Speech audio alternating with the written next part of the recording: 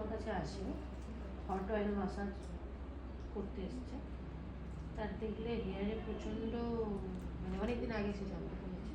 ঠিক আছে, কী করবো, ফার্স্ট স্টেপ কী থাকবে? অনেকদিন আগে শ্যাম্পু করেছে। আগে গিয়ে করবো, মাথায় যন্ত্রণা আছে, তারপর সেরকম করে শ্যাম্পু করা।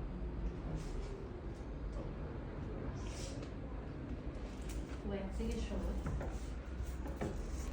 আমরা যে স্প্যাচুলা ইউজ করি, দু ধরনের স্প্যাচুলা থাকে।